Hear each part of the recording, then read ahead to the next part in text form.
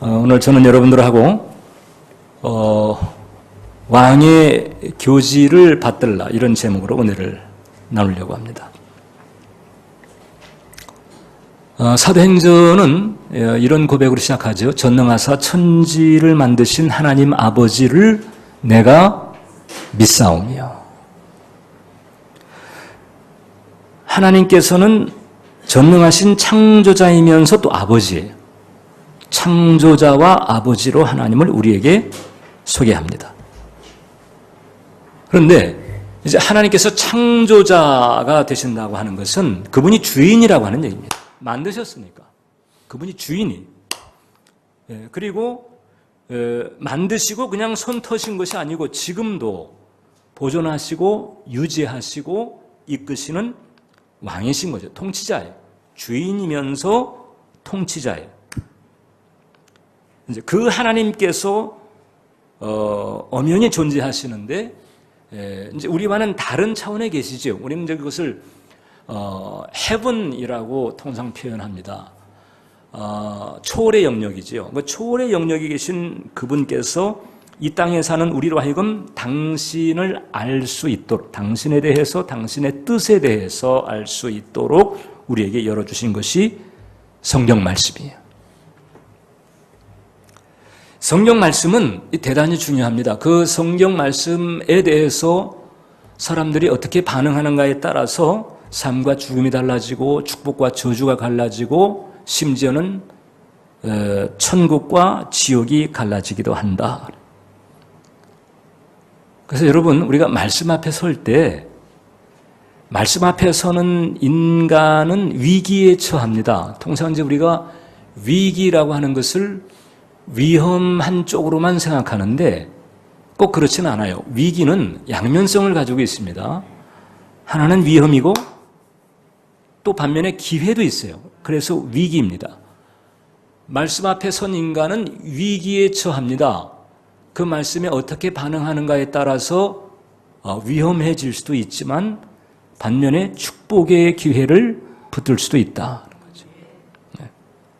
그래서 이 성경 말씀을 대하는 것은 대단히 신중해야 한다고 하는 거죠. 어떤 자세가 가장 바람직할까? 첫 번째, 일단 성경 말씀을요, 왕이신 하나님이 내리신 교지로 우리가 보면 돼요. 여러분, 그 아담의 타락, 이것 때문에 아담 이후에 인간 이 세상이 하나님과 결별하게 됐습니다. 안타깝게도 첫 인간 때로부터 하나님과 사람 사이가 갈라져 버렸어요. 모든 가치, 모든 기준에 엄청난 혼란이 다가왔습니다. 자, 백화점 안에 수많은 물건들이 있고 거기에 가격표가 붙어 있는데, 근데 그 가격표가, 물건은 그대로 있는데 가격표가 완전히 뒤바뀌어진 것과 똑같아. 제일 비싼 게 제일 싼 걸로, 제일 허름한 게 제일 비싼 걸로, 이런 식으로 가격표가 완전히 뒤바뀌어진 상태, 엉망이죠. 아담 타락 이후에 이 세상이 그렇게 돼버렸어요. 가장 치명적인 문제가 바로 뭔가 아니, 하나님에 대한 무지입니다. 하나님에 대한 무지. 보이는 것만 추구하는 이런 경향 때문에. 그래서 이 하나님에 대한 무지가 이제 모든 혼란과 고통을 가져오는 시작이 돼버린 거예요. 제2차 세계대전 때 노르망디 상륙작전이 성공하고 연합군들이 계속해서 독일 본토로 이렇게 계속 밀고 들어가는 상황에서 이 독일군이 어떻게 보면 이제 마지막으로 총반격을 한 때가 있었어요. 그 전투가 이제 유명한 전투입니다. 벌지 대전투라고 하죠. 영화로도 많이 나왔어요. 그때 한때 이 독일군이 상당한 기세를 잡았습니다. 그리고 작전의 승리도 많이 거뒀죠. 그렇게 하는 과정에서 아주 이제 흥미로운 일이 하나 있었는데, 바로 뭔가 하니 그 독일의 장군이, 그 스코르첸이라고 하는 장군이 특별 작전을 이제 펼친 거죠. 어떤 작전인가 하니 독일군 가운데서 그 영어 네이티브보다도 영어를 잘하는, 혹은 아무튼 못지않게 영어를 잘하는 병사들만 갖다가 모았어요. 1,300명 갖다 모아놓고, 독일 군복 딱 벗기고 그냥 미군복을 그대로 입혔어요. 그리고 미군 군번줄서부터 그냥 계급장서부터 그냥 미군 그대로 위장을 한 거죠. 그리고는 적진에 떨어뜨렸어요. 1,300명 미군으로 위장한 독일 병사들이 이제 미군 지정이 떨어진 거예요. 그때서부터 이 사람들이 뭘 했는고 하니 그냥 무작정 뭐 총으로 갈기고 죽이고 다닌 게 아니고 그냥 적을 봐도 그대로 놔두는데 어떤 일을 했는고 하니 전기선 끊고 전화선 끊어버리고 그 다음에 도로 표지판 가짜로 세우는 거예요. 심지어는 이제 교차로가 있을 때 그 교차로에 검문소가 원래 없어요. 근데 검문소를 딱 세워놔, 자기네들이. 감쪽같이. 그러고서는 이제 뭐 기갑부대라든지 무슨 수송부대라든지 보병부대라든지 계속 차를 타고 이동하잖아요. 그때 그 교차로에 딱 서가지고 북쪽으로 가야 되는데 남쪽으로 이제 그 표지판도 가짜로 해놓으니까 이쪽으로 가면 이제 남쪽이다.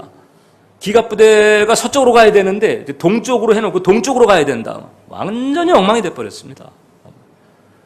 큰 혼란이 다가왔고 그것 때문에 적지 않은 골탕을 먹어가지고요. 그 벌지 대전투에서 이 연합군들이 지금 일선에 있는 적하고 싸우는 것보다 후방에 있는 그 사람을 잡는데 이제 많은 그 희생을 치러야 했던 거죠. 마귀가 한 일이 바로 그거예요. 아담의 타락 이래 인간 세상에 끼어들어와 가지고는 완전히 그 가치 혹은 기준 완전히 헝클어놔 버렸습니다. 지도로 치게 되면 엉망으로 만들어놔 버렸어요. 그래서 영생과 천국을 하는 길은 싹 지도에서 빼버리고 그 다음에 지옥으로 가는 길인데 이 길이 괜찮은 길이야. 이 괜찮은 길. 이렇게 해놨어요. 여기에 이제 사람들이 속아 넘어간 거죠. 하나님과의 관계가 단절돼 버리니까 아무것도 모르는 상태에서 마귀가 그렇게 만들어 놓은 그대로 이제 인간은 고통을 받고 그런 다음에 영벌에 떨어지는 이 비극적인 존재가 됐어요. 하나님께서 사람을 건지기 위해서 우리에게 오셨고 그리고 우리에게 오신 다음에 당신의 뜻을 그리고 진리를 아주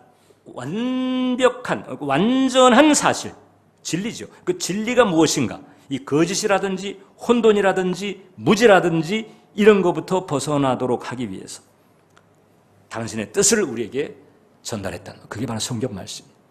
근데 그 하나님께서 창조자이시면서 영원하신 왕이잖아요.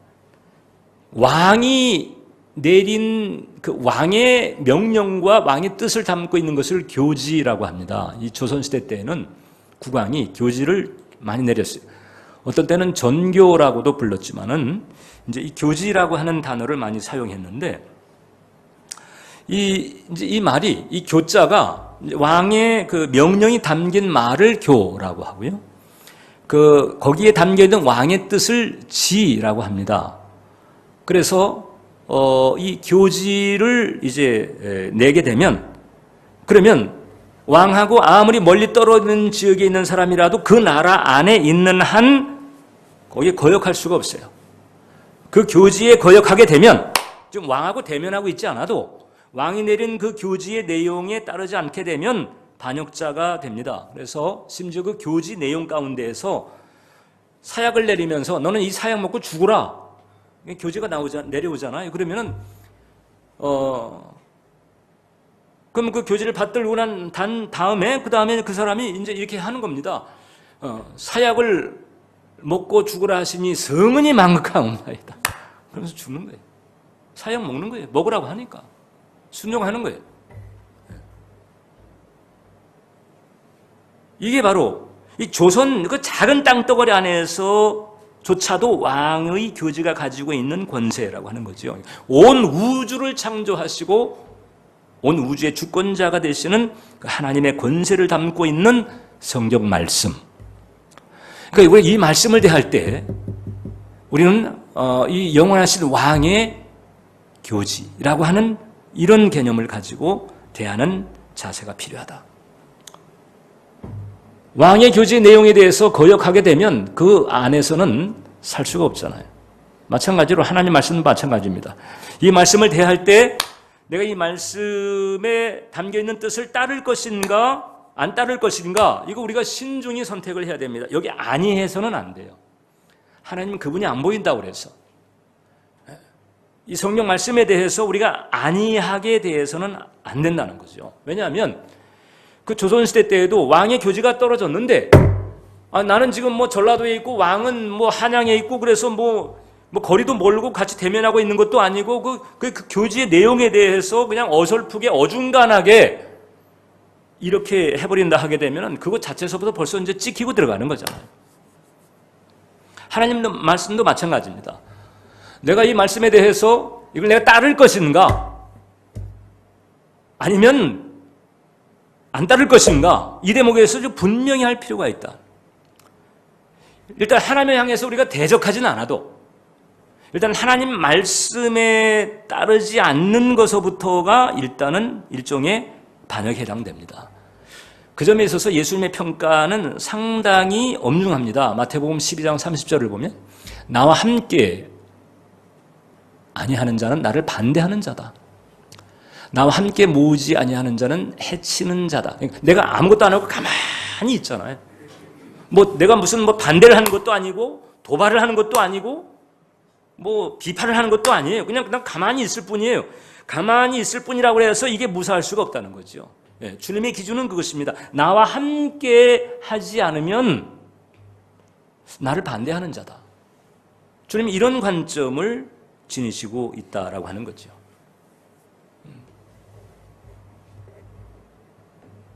그러나 우리가 순종하면 순종에는 하나님의 권세가 긍정적으로 작용합니다.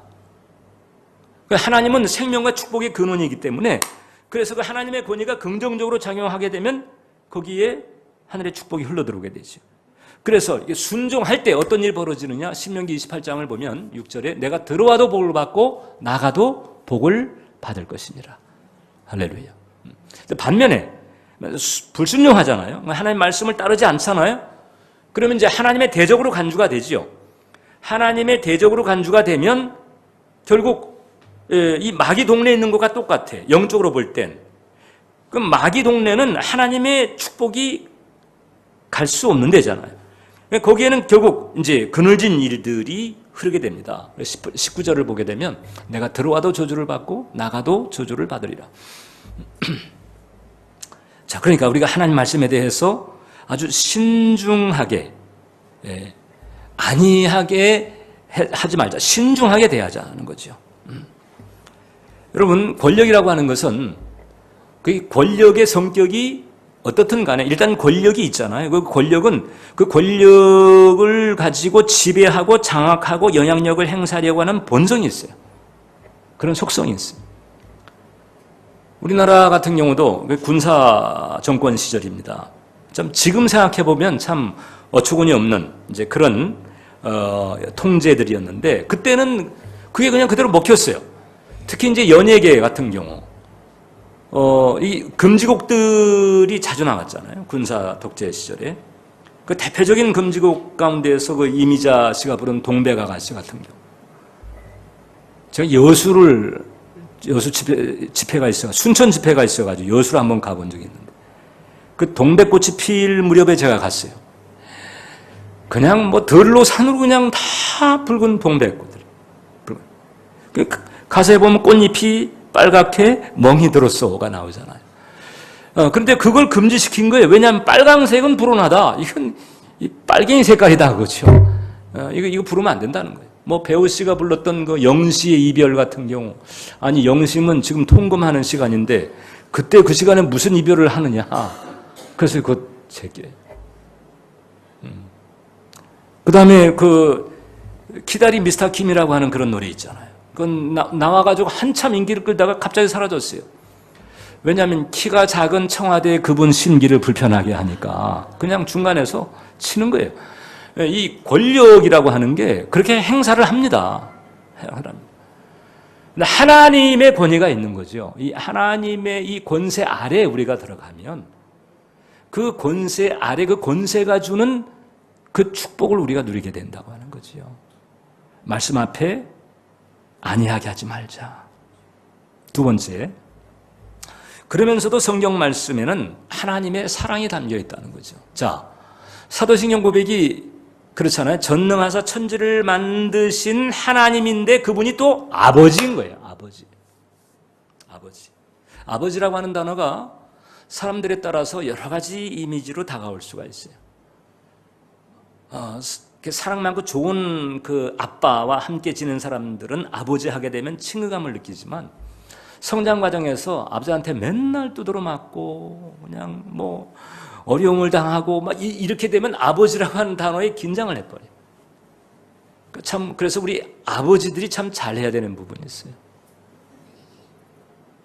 어떤 자매가 전도를 받아가지고 교회를 나오게 돼서 교회를 이제 다니니까 새가족반에서 자, 요 일정 기간 요 받아야 됩니다. 그리고 새가족반에 이제 들어가게 된 거예요. 그러니까 새가족반의 인도자가 자매님 환영합니다. 이제 자매님 하나님을 만났으니까 하나님께 기도해야 되는데 하나님 부를 때 하나님 아버지라고 하세요. 그랬더니 그 자매가 정색을 하고 아이고 저는요 아버지라면 그 인간 하나면 좋게요. 이러더라는 거죠. 그러니까 성장 과정에서 아버지 때문에 받은 그 심적 고통이 하나님과의 관계에도 지장을 주는 거죠. 그러니까 하나님이 선하신 아버지, 좋으신 아버지라고 하는 사실을 실감하기 전까지는 자꾸 그 육신의 아버지로부터 받았던 그런 그 부정적인 영향이 있는 경우가 이게 생각보다 적지가 않아요. 내적 치유 집회를 해보게 되면 그런 경우가 상당히 많습니다. 자, 그런데 성령은 완벽한 아버지, 할렐루야, 좋으신 아버지, 사랑의 아버지. 어느 정도냐? 요한일서 4장 16절을 보면요. 하나님이 우리를 사랑하시는 사랑을 우리가 알고 믿었노니 하나님은 사랑이시라. 사랑 안에 거하는 자는 아버지 하나님 안에 거하고 하나님도 그의 안에 거하시느니라. 자, 하나님이 우리를 사랑하시는 사랑. 그리고 하나님은 사랑이다. 사랑 안에 거하는 자는 하나님 안에 거하고 하나님도 그의 안에 거하신다. 자, 사랑 안에 거할 때 그 사람은 하나님 안에 거하는 것과 같고 또 하나님이 그 안에 거하시는 은혜가 임한다 하는 거죠. 하나님은 사랑이에요. 자, 그래서 우리가 이제 하나님과의 관계를 가졌을 때 그 하나님과의 관계가 이게 성경적으로 이게 지금 이루어지고 있다라고 하는 것을 알 수 있는 지표 중에 하나가 그 사랑의 무드가 있는가 없는가 하는 거죠. 왜? 하나님은 사랑이시기 때문에. 그리고 사랑 안에 있을 때 비로소 사랑 안에 있는 사람이 하나님 안에도 거하고 사랑하는 사람 안에 또 하나님께서 거하시는 은혜가 사랑입니다. 그래서 이 사랑의 feel, 이것이 어떤 형태로든 강하든 약하든 있을 때 비로소 하나님과의 관계가 이게 성경적으로 이루어지고 있다, 이렇게 말할 수가 있어요. 키에르케고르는 그래서 그런 얘기했습니다. 그 사랑의 하나님이 우리에게 주신 이 성경 말씀이야말로 하나님이 우리에게 보내신 연애 편지다. 성경은 하나님의 연애 편지다. 왜? 사람을 사랑하신 하나님께서 사랑의 마음으로 그 사람을 건지기 위해서 절절하게 호소하는, 가르쳐주는, 마음을 나누는 그런 하나님의 마음이 담겨있기 때문에 그래요. 그러니까 우리가 성경을 읽을 때도 마찬가지입니다.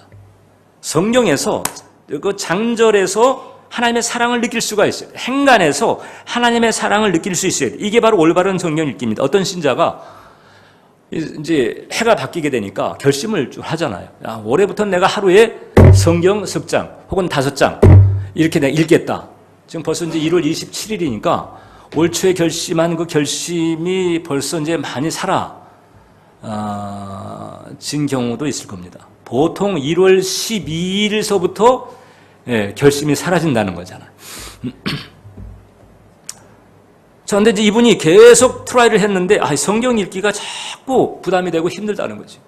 이제 그 얘기를 듣던 그 목사님께서 그런 얘기 했습니다. 집사님, 아마도 의무감으로 읽으시는 것 같습니다. 성경은 하나님께서 사랑하는 사람에게 사랑으로 보낸 사랑의 편지입니다. 그러니까 장장마다 읽을 때 그 성경 그 장 꼭대기 위에 여백에 나는 너를 사랑한다. 하나님께서 나에게 그렇게 말씀한다고 생각하고 성경 한번 읽어보세요. 그리고 배경을 설명해 줬더니 그 성도님이 그렇군요. 그리고 아예 그날서부터 성경 표지에다가 사랑의 편지라고 스티커를 딱 붙여놓고 그 다음에 장장 읽을 때마다 그 위에 여백에 나는 너를 사랑한다. 이 하나님 마음을 생각하면서 성경을 읽기 시작하니까 더 깊이 빠져들고 정말 그 송이꿀보다도 달다는 것이 무엇인가를 체험했다는 거잖아요. 사랑의 편지입니다. 그래서 우리는 성경을 통해서 사랑의 아버지가 자녀들에게 전해주는 그런 사랑의 마음, 연민의 마음을 느낄 수 있어야 되죠. 그것을 느끼면은 진짜 제대로 된 성경 읽기를 하고 있다. 이렇게 말할 수가 있어요. 자, 그러니까 우리가 하나님의 말씀은 왕의 교지일 뿐만 아니라 하나님의 사랑의 편지이기도 하다. 이것을 기억하면서 감사함으로 하나님 말씀을 대하시기를 주님의 이름으로 축원합니다. 마지막으로. 자, 그러면서 성경 말씀은요, 이게 좌우의 날선 검과도 같아. 양날선 검과도 같아서 그래서 우리의 혼과 육을 가르고 결과적으로 우리를 영으로 이끄는 역할을 한다. 자, 성경 말씀은 하나님의 교지와 같습니다. 성경 말씀은 사랑의 편지입니다. 성경 말씀은 또한 양날선 검이다. 우리의 혼과 육을 갈라요. 몇 년 전에 수원시 정자동에 수표 사고가 발생했습니다. 1억짜리 수표를 그것을 감쪽같이 100억짜리로 딱 그걸 바꿨어요. 그래서 수표 1년 번호도 바꾸고 일자에 이제 100자를 딱 해가지고 100억짜리 수표를 가지고 정자동 지점에 찾아가가지고 그것도 국민은행인데 그걸 넣었어요. 현금으로 달라. 그러니까 은행이 할 수 있는 모든 검증 장치를 다 거쳤어. 감별기도 통과. 왜냐하면 액수가 크니까. 그래서 감별기도 통과하고 발행번호, 전산조회 다 해봤어요. 감쪽 같아. 그래가지고 50억씩 나눠가지고 지급했다는 거잖아요. 발각이 됐겠죠. 그러니까 제가 지금 얘기하고 있지. 발각이 됐어요. 한 달 뒤에. 한 달 뒤에 발각이 돼가지고 체포를 했지만 100억 다 날라갔는데. 다 날라가. 은행은 돈을 거둘 수 있는 길이 없어요. 수표인데 위조품인 거죠. 아주 감쪽같이. 신앙생활에도 이런 게 있습니다. 아주 그럴듯한데 아닌 거예요. 그것이 바로 몽고하니 혼적인 부분입니다. 영의 길이 있고 혼의 길이 있고 육의 길이 있어요. 우리들은 육의 길에 대해서는 어느 정도 분별을 해요. 이것은 죄에 속한 거, 세상적인 거, 더러운 거, 어느 정도는 경계를 합니다. 근데 혼의 길에 대해서는 헷갈릴 때가 많아요. 왜? 혼이 너무 교묘하거든요. 그래서 이 혼의 길과 영의 길이 다르다라고 하는 것을 우리가 잊어서는 안 돼요. 그 차이는 천국과 지옥일 수 있다는 거죠.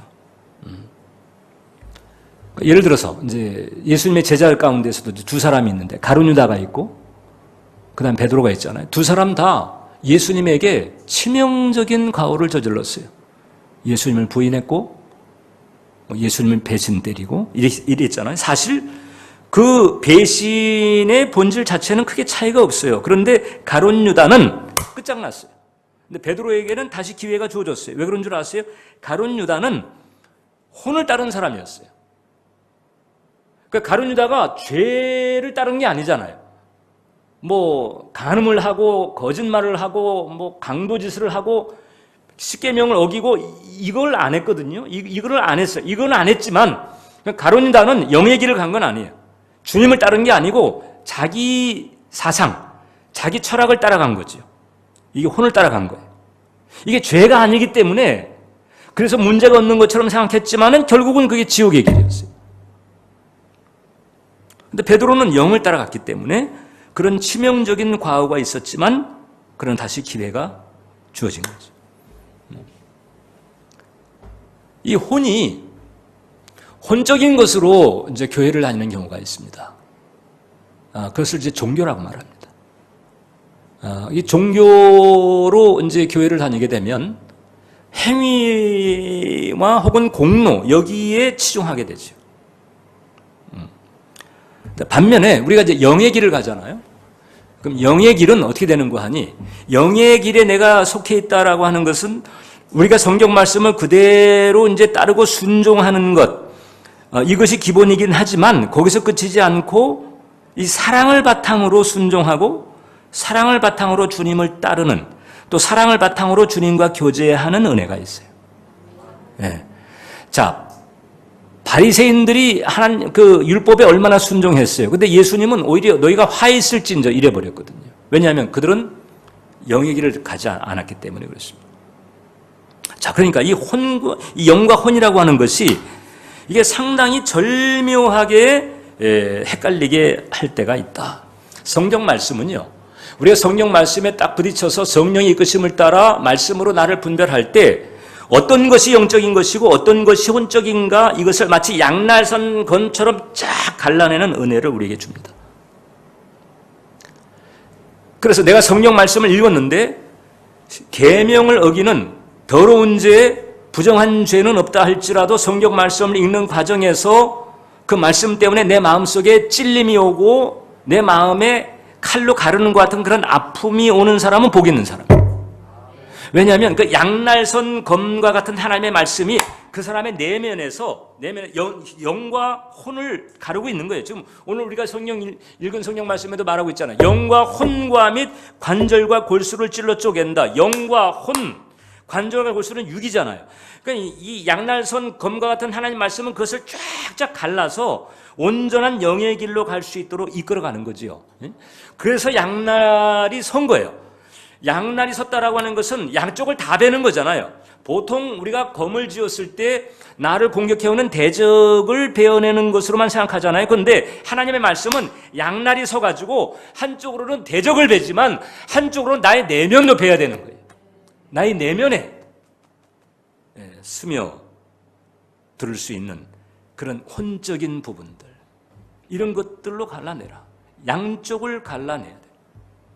그래서 양날선 검처럼 성경은 우리의 삶에 역사합니다. 그렇기 때문에 여러분, 우리는 매일마다 말씀을 묵상하는 삶을 사는 것이 중요하다. 성경은요, 매일 묵상을 우리에게 강조하고 있어요. 여호수아서 1장 8절을 보면 이 율법책을 내 입에서 떠나지 말게 하며 주야로 그것을 묵상하여 그 안에 기록된 대로 다 지켜 행하라. 그러면 내 길이 평탄하게 될 것이며 내가 형통하리라. 주야로 묵상하라. 주야로.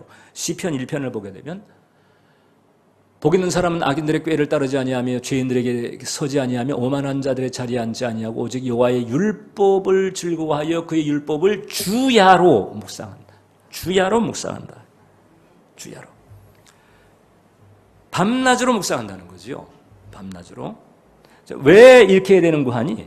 말씀이 어떤 역할을 하는 거 아니? 내가 무엇을 어떻게 해야 될지 예리하게 가르쳐 주기 때문에 말씀을 주야로 묵상해야 되는 것이고, 또 그 말씀이 나의 어디가 어떻게 잘못되었는지 분별하게 하면서 온전한 영의 길로 가게 하기 때문에 그래서 말씀을 주야로 묵상을 해야 된다. 왜 주야인가? 아니, 주일이 아니고 왜 주야? 주일에 한번 와가지고 이렇게 예배를 통해 설교 한번 듣는 거 가지고는 부족한가요? 부족합니다. 부족합니다, 여러분. 왜 그런 줄 아세요? 이 요한계시록을 보게 되면 마귀는 하나님 보좌 앞에서 24시간 밤낮으로 우리를 참소해. 밤낮으로 참소한다. 밤낮으로 우리를 참소하는 놈이 우리를 그냥 두겠냐고. 하나님께는 밤낮으로 참소하면서 우리한테는 밤낮으로 우리를 공격합니다. 유혹합니다. 미혹합니다. 헷갈리게 합니다. 밤낮으로. 하나님께서도 졸지도 아니하시고 주무시지도 아니하시고 우리를 지키시잖아요. 근데 마귀 개도 졸지 않고 자지 않고 밤낮으로 우리를 쓰러뜨리게 하려고. 그러니까 밤낮으로 쓰러뜨리려고 그렇게 계속 순간순간 치고 들어와서 헷갈리게 하고 유혹을 하는데, 거기에 대해서 난 주일에 한 번만 말씀 듣는 거 가지고 막아내겠다, 이게 안 되는 거지. 주중에 그냥 흠씬 얻어 터지고, 주일에 와서 간신히 그냥 챙겼다가 또 월요일서부터 또 얻어 터지고, 이렇게 되는 악순환을 벗어버릴 수가 없어요. 그렇기 때문에 매일마다, 그래서 주야로 말씀 묵상하는 거잖아요. 그래서 인간을 향한 하나님의 생각은 분명합니다. 최소한 일주일에 한 번은 내 앞에 와가지고 예배를 드리면서 내가 주는 은혜의 쏘임을 받아라. 그리고 주야로 말씀을 묵상하면서 매일마다 말씀 앞에 서서 어떻게 가야 하는지, 어떻게 처신해야 되는지, 어디에 무엇이 잘못됐는지 이것을 분별하면서 가도록 하라. 이게 하나님 뜻인 거예요. 할렐루야. 말씀은 거울과도 같아요. 거울.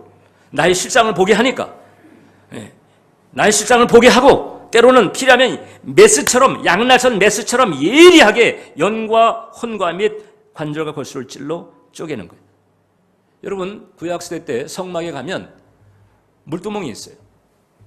그 물두멍은 제사장들만 씁니다. 왜? 제사장들이 성소에 들어가려면, 하나님의 임재를 상징하는 그 성소 안에 들어가려면 들어가기 전에 물두멍에서 물로 수족을 씻습니다. 근데 그 물로 수족을 씻을 물을 담는 그 물두멍은 무엇으로 만들었는가 하니 그 당시 여인들이 쓰던 청동 거울로 만들었어요. 옛날에는 오늘 같은 유리가 없으니까 청동거울을 반듯하게 이렇게 닦아가지고 거기에 보고 이제 거울로 썼단 말이죠. 그 출애굽기 38장 8절을 보면, 그가 노수로 물두멍을 만들고 그 받침 노수로 하였으니 곧 회막문에서 수종드는 여인들의 거울로 만들었어요. 거울로. 얼마나 반들반들해요.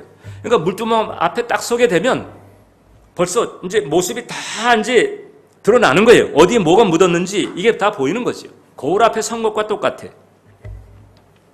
그래가지고 그 묻은 그것을 파악하고 난 다음에 그 다음에 그 물두멍에 물로 수족을 씻고, 그리고는 하나님의 임재 안에 들어가는 거죠. 말씀이 거울과 같습니다. 하나님 말씀 앞에 딱 서게 되면 나의 실상이 그대로 드러나잖아요. 이제 그것을 놓고 내가 회개도 하고 정화도 하고 결심도 하고 적용도 하고 이러는 과정에서 나의 이 신앙이 성숙해지면서 하나님과 동행하는 길을 걸어가게 만드는 줄 믿습니다. 다시 말씀으로 나가야 돼요. 우리 교회는 개척 초소부터 이 묵상의 영성을 기본 영성으로 했습니다. 물두멍 영성이라고 이름 붙였어요.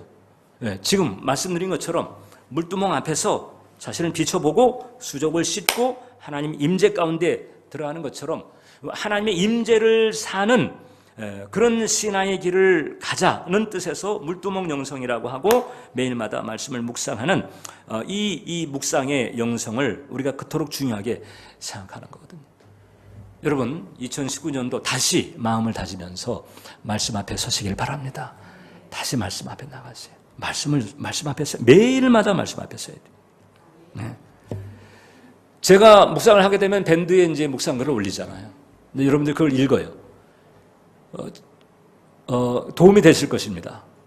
그런데 이제 문제는 뭔가 하니, 남이 말씀 앞에 서가지고 남이 깨달은 것만 읽을 게 아니죠.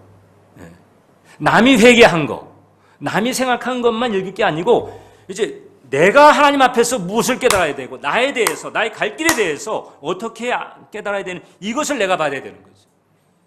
남이 깨달은 거, 남이 본 자기의 모습을 내가 곁에서 보는 게 아니고 나의 모습을 깨닫고 내가 가야 할 길과 내가 해야 할 일에 대한 처방을 받는 거, 이게 중요하다.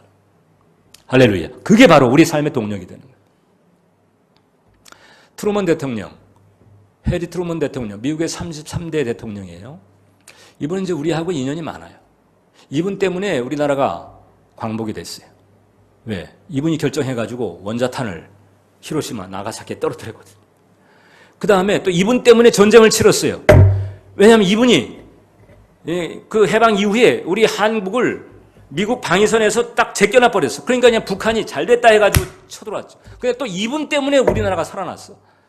전쟁이 터지니까 미군들을 보내는 통해. 그래가지고 또 살아났어. 근데 이분은 이제 별명이 작은 거인입니다. 신앙이 아주 독실한 작은 거인. 결국 이제 2차 대전을 마무리한 사람이잖아요. 마무리한 사람이에요. 원자탄 2개로 딱 끝내버렸어요.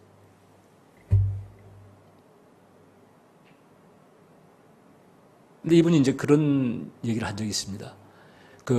자기 고향이 이제 미주리주 인디펜던스라고 하는 곳인데, 거기서 대통령이 출생한 고향인 거예요. 거기에 이제 대통령 탄생을 기념한 도서관을 짓게 되니까 대통령을 초청했어요. 자기 고향에서.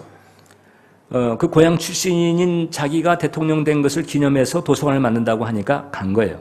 가가지고 이제 개관식에 참여를 하고 사람들과 어울렸는데, 도서관이니까 아이들이 많이 온 거죠. 그래서 아이들이 막 와가지고 대통령이 다가와가지고 이제 막 같이 얘기를 하는 거죠. 대통령 아저씨는 어렸을 때 어떻게 지냈어요? 여기서 뭐 어디서 살았어요? 막 물어보기도 하고. 그리고 그 다음에 이제 뭐 반장도 했나요? 이렇게 물어본 거예요. 그러니까 이제 이 트루먼이 얘기를 하면, 나는 너희만 할 때 아주 별 볼 일 없었어. 운동도 못하고, 그때 내가 안경을 그냥 벗어놓으면 그냥 아무것도 내가 하지 못했거든. 그러니까 한 아이가, 그럼 어떻게 대통령이 됐어요? 이제 이렇게 물어본 거예요. 근데 그때 이제 이분이 그런 얘기를 했습니다. 근데 난 그때부터 매일같이 내가 성경을 읽었단다. 그리고 나를 밀어주시는 하나님을 내가 믿으면서 내가 내 삶을 감당해 나갔단다. 그랬더니 어느새 백악관에 가 있더라고. 이렇게 얘기를 합니다. 지금 제가 여러분들에게 대통령 출세하는 비결을 얘기하는 게 아니고요. 그 자리에 이르기까지 험난한 과정, 2차 세계대전을 통과하고 한국전쟁을 통과한 분이에요, 일단. 아무튼 그 험난한 과정에서 흔들리지 않고 꿋꿋하게 자기 길, 자기 소임을 감당하게 한 동력이 어디서 왔느냐? 매일 하나님 말씀을 읽고 하나님을 느끼면서, 하나님을 생각하면서, 하나님을 의지하면서 거기서 오는 그 힘 가지고 돌파를 해내다는 거잖아요. 일주일에 한 번 말씀 대하면 일주일에 한 번 주유하는 것과 똑같고, 매일 말씀을 대하면 매일마다 주유받는 것과 똑같아요. 기도하겠습니다. 아버지 하나님,